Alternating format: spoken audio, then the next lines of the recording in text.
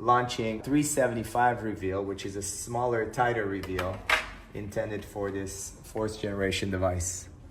The intention here is that it has a tighter reveal, it has a more ergonomic feel with a softer edge in the gypsum itself, and then it goes down to 1/4 of an inch from a 1/2 inch.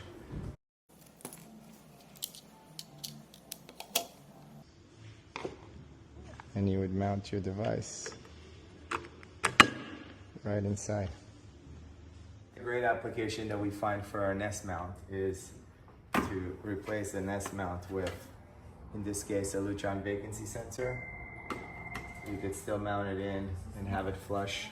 Normally this would go in the ceiling, and it would also fit very nicely in our 375 model.